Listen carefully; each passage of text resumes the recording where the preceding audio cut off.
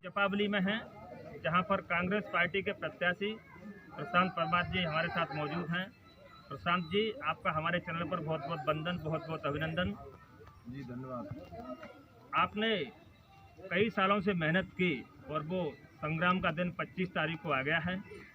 हम भी चाहेंगे आप अपने पथ पर विजय की पताका फहराएं। सबसे पहले हम सवाल करेंगे आपसे कि आपने भारतीय जनता पार्टी में बहुत मेहनत की और इतनी प्रचंड बहुमत दी, आपने तन मन धन दिया। इस पार्टी को ही नहीं, बाड़ी में ही नहीं, आपने बछड़ी तक मेहनत की और उसका परिणाम आपको यह मिला। उन लोगों के लिए सबसे पहले क्या कहना चाहेंगे? देखिए, बिल्कुल सही है। मैं पिछले 3 साल से बीजेपी में तन मन धन से काम कर रहा था और पार्टी को काफ़ी मैंने बहुत कुछ दिया और देने के साथ में आपको मालूम है, इस पार्टी में बीजेपी में काम करते करते आज से 10 महीने पहले मैंने अपने बच्चे को भी खो दिया। उसकी भी परवाह न करके इकलौते बच्चे को खोने के बाद फिर भी मैं पार्टी में लगा हुआ था, लेकिन पार्टी ने ऐसा धोखा किया कि उसकी कथनी और करनी में समझ में आ गई कि बीजेपी कहती कुछ है, करती कुछ है। लास्ट टाइम तक मेरे सिर पे हाथ रखते रहे, मेरी कसम खाते रहे कि हम आपको टिकट देंगे, और बाद में उस व्यक्ति को टिकट दे दी जिसको कांग्रेस ने टिकट देना उचित नहीं समझा कि इस व्यक्ति पर हरिजन एक्ट लगी हुई है, यह आदमी गुंडा है, यह पार्टी हमारे लायक नहीं है। उस पार्टी को बीजेपी ने टिकट दे दी। आज तक मेरे को आश्चर्य हो रहा है कि बीजेपी की इतनी मति खराब क्यों हो गई है, और यही कारण है कि आज पूरा एससी वर्ग पूरे राजस्थान में बीजेपी से दूर हो गया है। हम आपके बेटे को भी श्रद्धांजलि देंगे, ध्यान नहीं रहा था। बिल्कुल, हम उस भाई के लिए बहुत भावपूर्ण श्रद्धांजलि अर्पित करता हूं। प्रशांत जी, आपकी पार्टी ने काम तो यहाँ कराया है, जिस पार्टी में आपने ज्वाइनिंग ली है। मिनिस्टर ऑफ इंडिया जब भाषण देते हैं तो एक लाल डायरी का जिक्र करते हैं। लाल डायरी का मुकाबला आप और आपकी पार्टी कोई नहीं, ये तो सब प्रोपोगंडा है। बीजेपी वालों को इतने से इतना करना आता है। आप बताइए, पार्टी का वरिष्ठ नेता कह रहा है कि हम तो स्वार्थी हैं, हम तो मौका परस्त हैं। हमको ज़रूरत पड़ी तो हमने तो जम्मू कश्मीर में महबूबा से भी दोस्ती कर ली, सरकार बना ली। हमारा काम है सरकार बननी है, चाहे कोई बीच में उसके पीछे 2 धर्म लड़ाने पड़े, चाहे भाई भाई को लड़ाना पड़े। इनका कहना अलग होता है, ये बहुत बड़े पाखंडी हैं।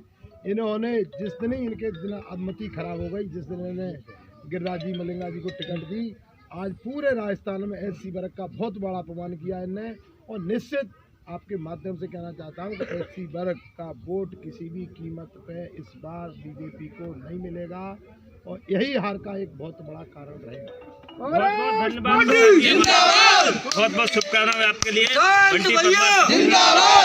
बाड़ी क्षेत्र से कि 500 रुपये का सिलेंडर, चिकित्सा के क्षेत्र में भी काम हुआ है, एजुकेशन के क्षेत्र में भी काम हुआ है, और रोड भी ठीक ठाक से बनी है। उसके बावजूद भी आज हम देख रहे हैं, मीडिया रिपोर्ट भी कह रही है, खैर इस बात में को दोहराया नहीं है कि सरकार भारतीय जनता पार्टी की बन रही है सर्वे के आधार पर। लेकिन एंटी इनकम्बेंसी जहां पर आती है, जहां पर आप लोग जाते हैं, क्षेत्र में गाँव में जाते होंगे, तो एक बूढ़ी माँ बाप अपने बच्चे को रीट के एग्ज़ाम के लिए जब भेजता है जयपुर या बाहर एग्ज़ाम तैयारी कराने के लिए, और बूढ़ी माँ इस बात की आशा करती है कि मेरा बेटा मास्टर होकर लौटेगा, थानेदार होकर के लौटेगा, और वहाँ पर जब पर्चा देता है तो पता लगता है कि बूढ़ी माँ बाप के जो दूध का पैसा था वो तो फेल हो गया, और वहाँ पर अच्छे लोगों ने परीक्षा लिख करके बाजी मार दी। इस जनता के जवाब जो आपसे मांगती होगी, आपके नेताओं से मांग रही है, इसके लिए आप कितना बैकफुट पर हैं आज? देखिए, ऐसा नहीं है कि ये ऐसा काम केवल राजस्थान में ही हुआ है। यूपी में भी रीट का एग्ज़ाम कैंसिल हुआ था, वहाँ पर योगी जी ने तुरंत कार्रवाई की थी। हमारे यहाँ भी जो पेपर आउट हुए हैं, मैं मानता हूँ उस चीज़ को, लेकिन जिन लोग उसमें दोषी हैं उनके खिलाफ बराबर कार्रवाई चल रही है, और दोषी हैं उनको बिल्कुल निश्चित ही सज़ा मिलेगी। उस काम को हम भी मानते हैं कि ऐसा काम नहीं होना चाहिए, लेकिन सिस्टम है, कर्मचारी तो वही है, चाहे आप बीजेपी की सरकार हो चाहे कांग्रेस की हो। ये तो जो भी पद में बैठे हुए हैं उनकी जवाबदारी बनती है, और आने वाले समय में हम इसमें और भी सुधार करेंगे। आज तो कलयुग चल रहा है प्रशांत जी, आपने त्रेता युग में हम आपको पीछे ले जाते हैं, जहाँ पर भगवान श्री राम को तिलक करते करते वनवास दे दिया गया था। तो आपके साथ कोई गलत यहाँ कलयुग में हुआ है। ये तो अन्याय पहले भी हुआ करते थे, लेकिन आप इस अन्याय का बदला भारतीय जनता पार्टी को किस रूप में चुकाना चाहते हैं? हम आपके माध्यम से कहना चाहते हैं, हम पूरे धौलपुर की चारों सीटें कांग्रेस की झोली में डालेंगे, कांग्रेस की सरकार बनाएंगे। ऐसा कहीं नहीं है कि बीजेपी की सरकार आ रही है, सरकार कांग्रेस की आएगी। पूर्ण बहुमत से आएगी। आपको बता दूं कि जितना पैसा कांग्रेस के समय गरीबों के लिए मिलता है, गरीबों की योजना लागू चलती हैं, उतना पैसा बीजेपी नहीं देती है। बीजेपी को हमेशा लगता है कि विकास में पैसा देने में ऐसा लग रहा है कि हमारे पिताजी का पैसा है क्या, जबकि गहलोत साहब का कोई वो नहीं है मुकाबला। वो बाड़ी में भी आए थे, उन्हें कहा था मैं देते देते नहीं थकूंगा, आप लेते लेते थक जाएंगे। वो बात अलग है कि हमारे जो विधायक थे यहाँ पर, उन्होंने क्षेत्र का विकास न करके अपना पर्सनल विकास कर लिया, वो पैसा पूरा अपने घर में रख लिया। यदि वो पैसा प्रॉपर लग जाता तो आज जो गाँवों की हालत हो रही है, नाली की, गलियों की, ये नहीं होती। आप बिल्कुल अच्छे वक्ता हैं, हम इस बात को मानते भी हैं। आप छीटाकशी नहीं करते, हम भी प्रश्न नहीं पूछते। आपसे कभी मेरा ये सिद्धांत नहीं रहा, मैं पत्रकारिता में काफ़ी सालों से हूँ, तो उस व्यक्ति ने आपके लिए क्या कहा, आप उसके लिए क्या कहेंगे? आप राजनीतिक मुद्दे पर बात करते हैं, आपका समय आपका भी कीमती है, हमको भी कई जगह कवरेज करनी है। कुछ चंद सवाल हैं आपके लिए कि जिस गहलोत पार्टी के मुखिया हैं अशोक गहलोत जी कांग्रेस पार्टी के, वो कल SMS हॉस्पिटल पहुँचे हैं और वहाँ पर वाल्मीकि की जो पिटाई का आरोप लगा था गिरिराज मलिंगा विधायक बाड़ी पर, तो मलिंगा जी को वो अगली 3-4 महीने पहले जादूगर कहा करते थे कि बाड़ी का जादूगर मलिंगा है और जयपुर का जादूगर मैं हूँ। ये ऑन रिकॉर्ड हमारे कैमरे पर भी है। आज वो कह रहे हैं कि मिस्टर मलिंगा ने बहुत बड़ा अत्याचार किया है और हमने इसको पार्टी से निकाल दिया। तो क्या ये उनका बदलाव स्वरूप नहीं देख रहे आप अपने मुख्यमंत्री जी का और आपके राष्ट्रीय अध्यक्ष खड़गे जी का? देखिए, उनका कहना ये था कि मैं तो जादूगर हूँ, वो रियली में जादूगर थे, जादूगर का पहले काम किया है, लेकिन अलग अलग परिभाषा अलग थी। उनका कहना था कि मैं जो क्षेत्र में काम कर रहा हूँ वो मैं उस चीज़ में जादूगर हूँ, लेकिन जे अपने क्षेत्र में गुंडागिरी कर रहे हैं उसमें जे जादूगर है। 2 सवाल और है हमारे लिए।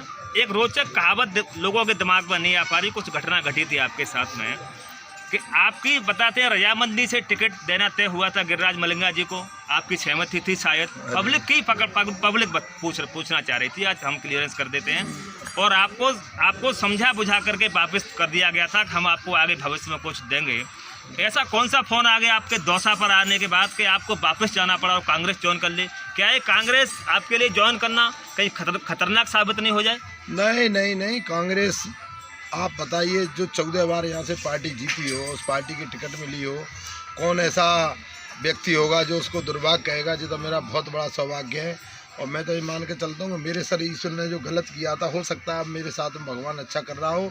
मैं अगर यहाँ बीजेपी से चुनाव लड़ रहा होता तो किसी भी कीमत में नहीं जीतता।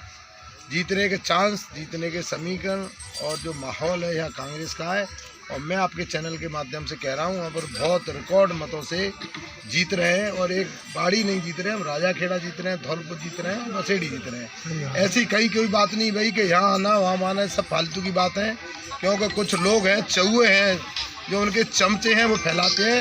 ऐसा कुछ नहीं था। मेरे को रात 1:30 बजे पता पड़ा कि कल मलिंगा जी को टिकट दे रहे हैं। जब मैं रात को मिला गजेंद्र सिंह शेखावत जी, हमने कहा आप ऐसा क्यों कर रहे हो? जिस आदमी को कांग्रेस टिकट नहीं दे रही, जबकि कांग्रेस में एक बार कोई उल्टा सीधा आदमी टिकट पा भी लेता था और उसको भगाया है, ये हरिजन वोट आपसे दूर चला जाएगा। उनका कहना जाता हरिजन वोट हमको मिलता ही कहाँ है, हमको हरिजन वोटों की जरूरत ही नहीं है, हमें तो ठाकुर ब्राह्मणों से ही बहुत सारा बहुमत मिल जाता है। शेखावत जी ने कहा जो जल संसाधन मंत्री है भारत सरकार। बिल्कुल। सुबह मेरी अनु सिंह जी से बात हुई, हमने कहा साहब आप जिस टिकट को आप उसको दे रहे हो, आप इनका माहौल अच्छा नहीं है वहाँ पर। मैं बिल्कुल पंच रास्ते में खड़ा हूँ, मैं सही कह रहा हूँ। अरुण सिंह जी कह रहे सामने एक लड़का कैमरे वाला खड़ा, रिकॉर्ड मत कर लेना, वो तो बोल गया SC वोट तो पैसे से मिलता है, मैं खरीद लूँगा। अब हम टिकट उसी को देंगे, हमारा फैसला हो गया है। मैं निराश होकर अपने कमरे में चला गया, बैठा ही था। ये बात थी सुबह 11 बजे की। 12-1 बजे मेरे फ़ोन आया CM हाउस से कि हम आपको कांग्रेस की टिकट देना चाहते हैं, आप हमारे CM साहब के CM हाउस में आए, बात कर लें। यार गहलोत जी का खुद का फ़ोन आया था या PA का? उनके PA का।